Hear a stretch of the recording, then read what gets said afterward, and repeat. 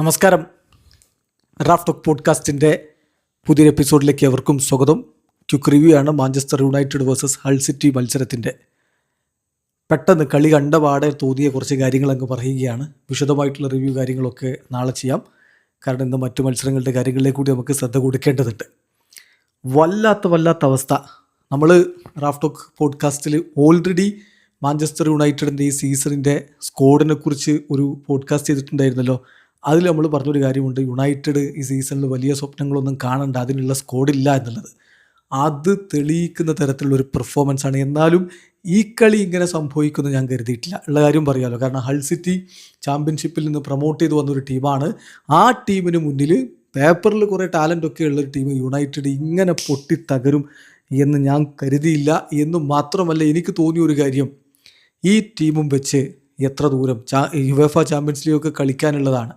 വല്ലാത്തൊരു ദുരന്തമായിട്ട് അവിടെ അത് പര്യവസാനിക്കാനുള്ള സാധ്യതയുണ്ട്. ശരിക്കും പറഞ്ഞാൽ ഇപ്പം അലൻഷീറുടെ ഒരു പ്രതികരണം വരുന്നത് കണ്ടു. അലൻഷീർ പറഞ്ഞു, ഞാൻ യുണൈറ്റഡിൻ്റെ പ്രീ സീസൺ മത്സരങ്ങൾ കണ്ടിട്ടില്ല, പക്ഷേ ഈ കളി കണ്ടിട്ട് എനിക്ക് തോന്നിയത് അവർ ഫിറ്റല്ല, 90 മിനിറ്റ് കളിക്കാൻ ഫിറ്റല്ല ടീം എന്നാണ്. ആകെ ഒരു ടീമാണ് ഫിറ്റായിട്ടുണ്ടായിരുന്നത്, അത് ഹൾ സിറ്റിയാണ്. അവർ ജയിക്കുകയും ചെയ്തു. ശരിക്കും യുണൈറ്റഡ് ഷെൽ ഷോക്ക്ഡ് ആണ്. കാരണം ഹൾ സിറ്റി കൃത്യമായിട്ടുള്ള ലക്ഷ്യത്തോടു കൂടിയാണ് കളിച്ചത്. അവർക്കൊരു പ്ലാൻ ഉണ്ടായിരുന്നു, അവർക്കൊരു ടാക്ടിക്സ് സ്ട്രാറ്റജി ഉണ്ടായിരുന്നു. അവരത് നടപ്പാക്കി. ഈ സെറ്റ് പീസുകളിൽ നിന്നുള്ള ഗോളുകൾ അത് യുണൈറ്റഡിൻ്റെ വലയിലേക്ക് എത്തിച്ചു. അവർക്ക് ബോൾ കിട്ടുമ്പോൾ അവർക്ക് അതിൻ്റെ ഒരു ആവേശം, ഡിസയർ, കളി ജയിക്കണം എന്നുള്ളൊരു ആവേശത്തിലൊക്കെ കളിക്കുന്നത് കണ്ടപ്പോൾ യുണൈറ്റഡിൻ്റെ ഭാഗത്ത് നിന്ന് ഇത് ഫസ്റ്റ് മാച്ചാടോ, സീസണിൻ്റെ ഫസ്റ്റ് മാച്ച് എപ്പോഴേ എക്സോസ്റ്റഡ് ആയ രൂപത്തിൽ അല്ലെങ്കിൽ ഹാഫ് ഉറങ്ങിയ രൂപത്തിലേക്ക് പോയി. ഒരു ഗോള് വീണപ്പോഴെങ്കിലും യുണൈറ്റഡ് ഉണരേണ്ടതായിരുന്നു. അത്തരത്തിലുള്ള ഒരു ഉണരലും കണ്ടില്ല എന്ന് മാത്രമല്ല, ഫസ്റ്റ് ഹാഫൊക്കെ ആദ്യ ദയനീയം ദാരുണം. രണ്ടാം പകുതിയിൽ പിന്നെ കുറേ നീക്കങ്ങളൊക്കെ നടത്തി നോക്കി, അതും പക്ഷേ വലയിലേക്ക് എത്തിക്കാൻ മാത്രമുള്ളൊരു എനർജറ്റിക് ആയിട്ടുള്ള ഒന്നായിട്ട് എനിക്ക് തോന്നിയില്ല എന്നാണ് എനിക്കിപ്പോൾ പറയാൻ കഴിയുക ഈ ഒരു കളി കാണുമ്പോൾ. ഇപ്പോൾ ഈ സ്ക്വാഡ് എന്താണ് ഇനി ചെയ്യേണ്ടത്? സെൻറ്റർ ബാക്കുമാർ ഈ ഹാരി മഗ്വയറും ഹെവനൊക്കെ വെച്ചിട്ട് മുന്നോട്ട് പോകാൻ പറ്റുന്നതാണോ കരുതുന്നത്?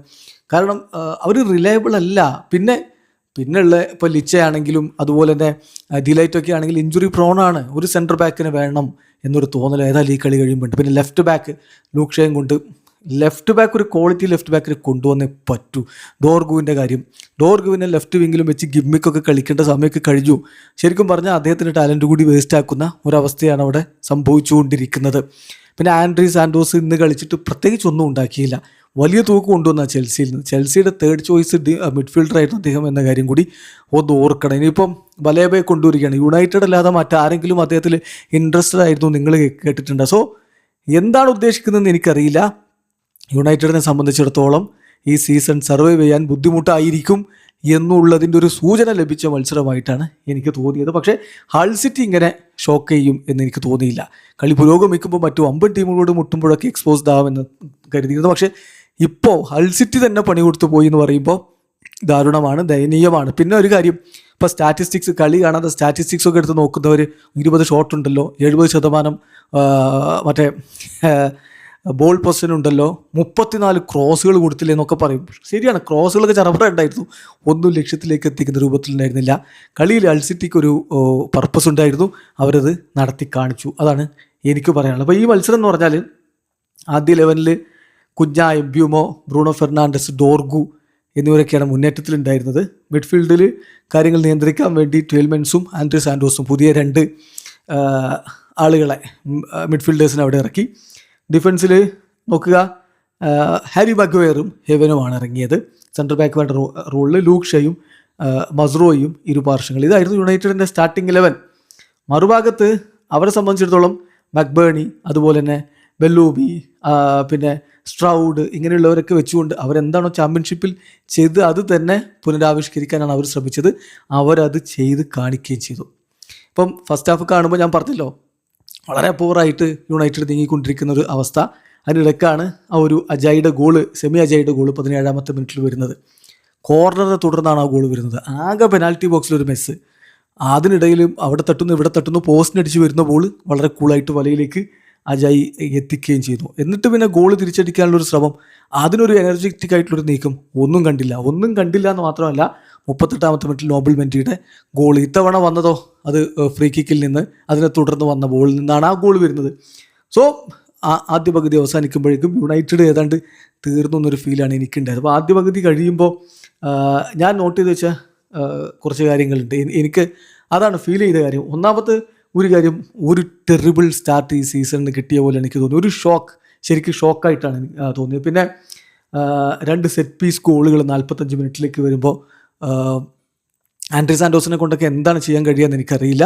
കാസമിറോയോ മിസ് ചെയ്യും. വൺ മോർ ഇയർ കാസമിറോ എന്ന് ആരാധകർ ചാൻഡ് ചെയ്തിരുന്നത് വെറുതെ അല്ല എന്ന് തെളിയുകയാണ്. ഈ സീസൺ ശരിക്കും എന്താവും എന്നുള്ളത് കണ്ടറിയണം. അതുപോലെ തന്നെ പ്ലെയേഴ്സ് പൂർണ്ണമായും കളിക്ക് സജ്ജമല്ലേ, നോട്ട് ഗുഡ് ഇനഫ് എന്നുള്ള ഒരു ഫീൽ വന്നു.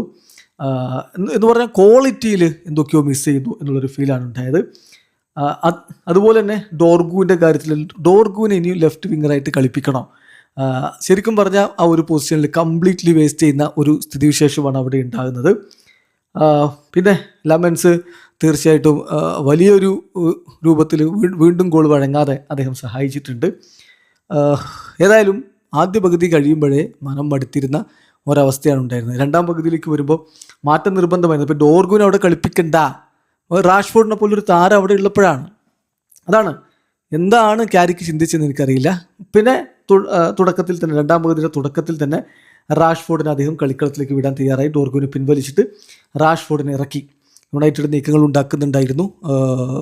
പിന്നെ കുഞ്ഞയുടെ ഒരു ശ്രമം ഉണ്ടായിരുന്നു. ആ ഒരു നല്ലൊരു കമ്പൈൻഡ് ആയിട്ടുള്ള നീക്കത്തിനൊടുവിൽ അദ്ദേഹത്തിൻ്റെ ശ്രമം, പക്ഷേ എതിർ ടീമിൻ്റെ ഗോൾ കീപ്പർ നല്ല രൂപത്തിൽ തന്നെ കാര്യങ്ങൾ ചെയ്തു.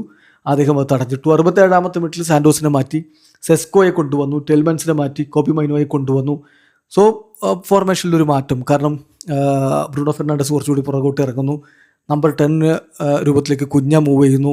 സെസ്കോ ഗോൾ അടിക്കാൻ വേണ്ടിയിട്ടുണ്ട്, ആ രൂപത്തിലേക്ക് മാറുന്നു. അപ്പോഴും പക്ഷേ വലയിലേക്ക് ബോൾ എത്തിക്കാൻ വേണ്ടിയിട്ടുള്ള നീക്കങ്ങൾ അങ്ങ് ശരിയാവുന്നുണ്ടായിരുന്നില്ല. അതിനിടയ്ക്ക് മികച്ചൊരു ബോള് മാറ്റസ് കുഞ്ഞ നീട്ടി കൊടുക്കുന്നുണ്ട്. അതുമായിട്ട് എംപിമോ ഓടിക്കയറുന്നുണ്ട്. എന്നിട്ടൊരു ഷോട്ട് തീർക്കുന്നു. പക്ഷേ ഗോൾ കീപ്പർ അത് തടയുന്ന ഒരു കാഴ്ചയാണ് കണ്ടത്. അപ്പോൾ എതിരാളികൾ എന്തായാലും 2 ഗോൾ അവർ ലീഡ് എടുത്തു. അവർ അതുകൊണ്ട് ജയിച്ചേ പറ്റൂ എന്നുള്ള ഒരു ഡിറ്റർമിനേഷനിൽ കളിക്കുമ്പോൾ യുണൈറ്റഡിൻ്റെ ഭാഗത്ത് നിന്ന് എന്തൊക്കെയോ മിസ്സിങ് എന്നുള്ളൊരു ഫീലാണ് എനിക്കുണ്ടായത്. പിന്നെ മസ്റോയെ പിൻവലിച്ച് ഡാലൂട്ടിനെ ഇറക്കി. അതിനുശേഷം കുഞ്ഞെ പിൻവലിച്ചിട്ട് ഷെലീസേനെ ഇറക്കുന്നു. പക്ഷേ അതുകൊണ്ടൊന്നും ഈ പ്രശ്നങ്ങൾക്കൊരു പരിഹാരം എന്ന രൂപത്തിലേക്ക് കാര്യങ്ങൾ പോകുന്നുണ്ടായിരുന്നില്ല. എന്തായാലും ഒടുവിൽ യുണൈറ്റഡ് അനിവാര്യമായിട്ടുള്ള പരാജയം ഏറ്റുവാങ്ങുമ്പോൾ ഒരുപാട് കാര്യങ്ങൾ ഇനിയും വർക്കൗട്ട് ചെയ്ത് ശരിയാക്കാനുണ്ട് എന്നൊരു ഫീലിംഗ് ആണ് എനിക്കുള്ളത്. ഇനിയിപ്പോൾ ബലേബ മിഡ്ഫീൽഡിലേക്ക് വരുമായിരിക്കും. ലെഫ്റ്റ് വിങ് ബാക്കിനെ തേടിക്കൊണ്ട് വീണ്ടും മാർക്കറ്റിലേക്ക് യുണൈറ്റഡ് ഇറങ്ങുമായിരിക്കും. അങ്ങനെയൊക്കെയുള്ള കാര്യങ്ങൾ ഇനിയും ചെയ്യേണ്ടതുണ്ട്. പിന്നെ ക്യാരിക്കിനെ ഇപ്പോൾ ഈ ഒറ്റക്കളി കൊണ്ട് തള്ളിപ്പറയുന്നൊന്നുമില്ല ഞാൻ. പക്ഷേ നമ്മൾ കണ്ടതല്ലേ ഇപ്പം ലെജൻഡറി ലൂയി വാൻഗാലിന് പ്രത്യേകിച്ചൊന്നും അവിടെ ചെയ്യാൻ പറ്റാതെ പോയത്. അതുപോലെ തന്നെ റാൾഫ് റാഗ്നിക്കിനൊന്നും ചെയ്യാൻ പറ്റാതെ പോയത്. എലൈറ്റ് ഹോസെ മൊറീഞ്ഞോ അവിടെ നിന്ന് സാക്ക് ചെയ്യപ്പെട്ടു പോയതൊക്കെ കണ്ടതാണ്. അപ്പോൾ അങ്ങനെയുള്ളൊരു സ്ഥിതിക്ക് മുൻ താരം അതുപോലെ തന്നെ ഇൻട്രീം കോച്ചായിട്ട് കുറച്ച് കാര്യങ്ങൾ ചെയ്തു എന്നും പറഞ്ഞുകൊണ്ട് കരിക്കിനെ കൊണ്ട് ഇത് കഴിയുമോ എന്ന് എനിക്കറിയില്ല. ഏതായാലും വളരെ പരിതാപകരമായി പോയി ഈ സീസൺ എന്ന് പറഞ്ഞാൽ. കഴിഞ്ഞ സീസൺ പോലെയല്ല. കഴിഞ്ഞ സീസണിൽ ആകെ 10-40 കളിയെ കളിക്കാനുണ്ടായിരുന്നുള്ളൂ. അതാണ് ആകെ കളിച്ചത്. കാരണം യൂറോപ്യൻ മാച്ചിലൊന്നും കളിക്കാനുണ്ടായിരുന്നില്ല. കപ്പ് മത്സരങ്ങളിലാണെങ്കിൽ തുടക്കത്തിൽ പുറത്തായി. ഈ തവണ മിനിമം 48 കളികൾ കളിക്കാനുണ്ടാവും. അതായത് UCL എന്തായാലും 8 മത്സരങ്ങൾ എന്തായാലും ഉണ്ടാവുമല്ലോ. അപ്പം ഈ സ്ക്വാഡും വെച്ച് എത്രത്തോളം എങ്ങനെ മുന്നോട്ട് എന്നുള്ളത് കണ്ടറിയണം. യുണൈറ്റഡിൻ്റെ പ്രതാപകാലത്തേക്ക് ഇത്തവണ മടങ്ങിപ്പോകുന്നത് ചിന്തിക്കാതിരിക്കുന്നതാവും നല്ലത്. ഒരുപാട് മൈക്കൽ കാരിക്കിനും സംഘത്തിനും വർക്ക് ചെയ്യാനുണ്ടെന്നുള്ളതാണ് എൻ്റെ ഒരു അഭിപ്രായം. വീഡിയോ അവസാനിക്കുന്നു. കൂടുതൽ വിശകലനങ്ങളുമായിട്ട് നമുക്ക് വീണ്ടും കാണാം.